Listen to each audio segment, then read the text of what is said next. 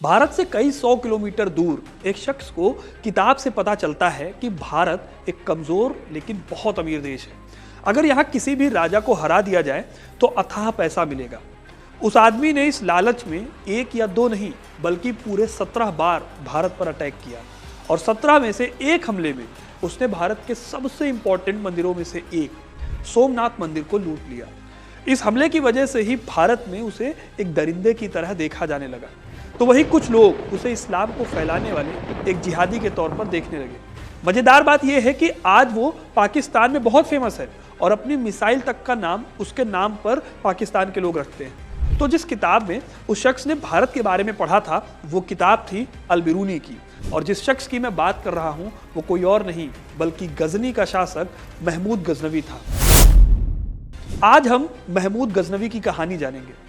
आखिर क्यों उसे कुछ लोग इस्लाम का मसीहा कहते हैं तो कुछ लोग उसे खूंखार लुटेरा।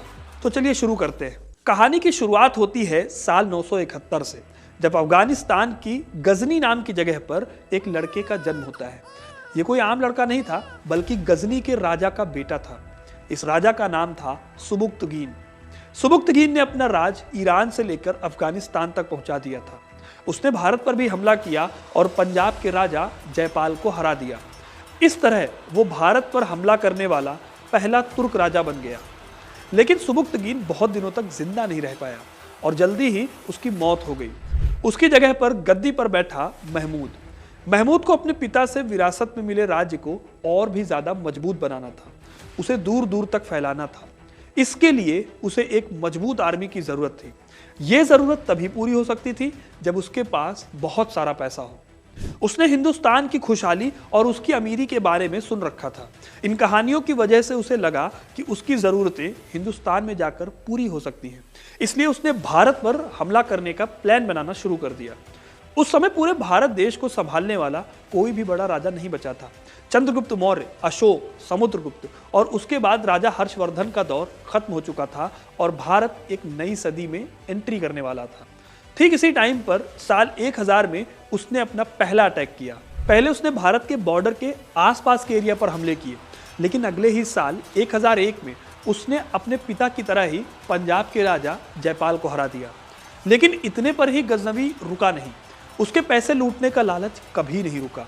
लूटपाट मचाने के लिए उसने भारत के हिंदू शाही राजाओं को टारगेट किया और साल 1000 से लेकर 1015 तक कई छोटे बड़े हमले किए। अब तक उसकी हिम्मत बढ़ चुकी थी और पैसे का लालच भी। साल 1015 में उसने गंगा के मैदान पर अटैक करके उसे लूटने का प्लान बनाया। फिर आने वाले 6 सालों में उसने कई राजाओं को हराया, कई मंदिरों को लूटा और हजारों लोगों को मौत के घाट उतार दिया। कहा जाता है कि उसने 25 सालों में 17 बार हमले किए और लाखों लोगों की जानें ली, जिसमें से ज्यादातर हिंदू थे। इसकी बड़ी वजह यह थी कि उसे अपने जासूसों और अपने हमलों से यह पता चल चुका था कि भारत में लोग अपना पैसा मंदिरों में जमा करके रखते हैं। अब दोस्तों, इस टाइम पर जो मंदिर थे वो सिर्फ धर्म की जगह नहीं होते थे, बल्कि इनको राजा और राजा के अमीर लोगों के खजाने की रक्षा के लिए भी इस्तेमाल किया जाता था। अगर उसके हमलों की लिस्ट की बात करूं तो उसने 1018 में मथुरा और कन्नौज पर एक साथ हमला करके एक तीर से 2 निशाने लगाने की कोशिश की और उसमें कामयाब भी हुआ।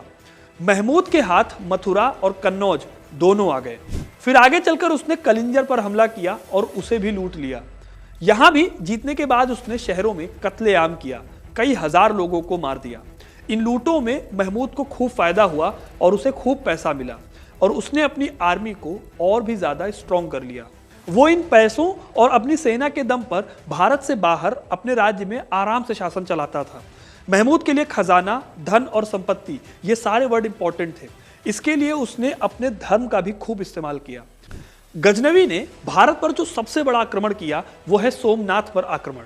सोमनाथ उन दिनों गुजरात में एक बड़ा शहर हुआ करता था। महमूद ने सोमनाथ की अमीरी के बारे में सुन रखा था, इसीलिए उसने इस जगह को भी लूटने का प्लान बनाया। साल 1025 में उसने सोमनाथ पर हमला कर दिया। उस समय भी सोमनाथ मंदिर हिंदू लोगों के लिए बहुत पवित्र हुआ करता था और पूरे भारत से लोग यहाँ आया करते थे, चढ़ावा चढ़ाते थे। यही नहीं, तमाम राजा महाराजा भी मंदिर को काफी दान देते थे। ये पता चलने के बाद महमूद सोमनाथ मंदिर गया और उसे बुरी तरह से लूट लिया। उसने इस्लाम फैलाने का ढोंग रचा ताकि मुस्लिम उलेमा उसके साथ खड़े हो सकें, क्योंकि ये काफी ताकतवर हुआ करते थे। इसीलिए उसने सोमनाथ मंदिर में मौजूद भगवान शिव की मूर्तियों को तोड़ दिया, हिंदू धर्म का मजाक बनाया और अपने आप को बुत शिकन कहना शुरू किया।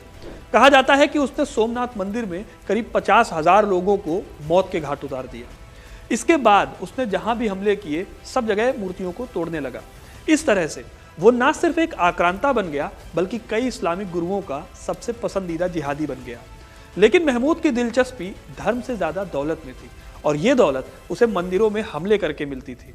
सोमनाथ पर उसका हमला सबसे बड़ा हमला था। आगे चलकर उसने कई और लड़ाइयां लड़ी, पंजाब के लाहौर को भी उसने जीत लिया। लेकिन फिर वो भारत से बाहर सजलूक तुर्कों से हार गया और 1030 में उसकी मौत हो गई। दोस्तों, भले ही महमूद ने बहुत सारी लड़ाइयां जीती हों, लेकिन वो कभी एक बेहतर राजा नहीं बन पाया। उसने कोई ऐसा सिस्टम खड़ा करने की कोशिश नहीं की जिससे कि उसका राज और भी दिनों तक चल पाए।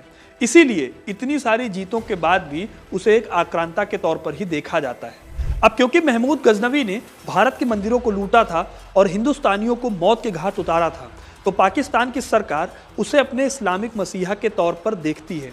पाकिस्तान की कई जगहों के साथ साथ कई मिसाइलों के नाम भी महमूद गजनवी के नाम पर रखी हुई हैं। तो ये थी कहानी महमूद गजनवी की, जिसने भारत के सबसे कमजोर वक्त में कई बार हमले किए और उसका पूरा फायदा उठाने की कोशिश की। इसी वजह से आज भी लोग गजनवी को नफरत की नजर से देखते हैं। आपको ये वीडियो कैसा लगा हमें कमेंट करके जरूर बताइएगा। वीडियो को लाइक और शेयर करना ना भूलिए और ऐसे इंटरेस्टिंग वीडियोस के लिए हिस्ट्री कनेक्ट को सब्सक्राइब जरूर करें। धन्यवाद।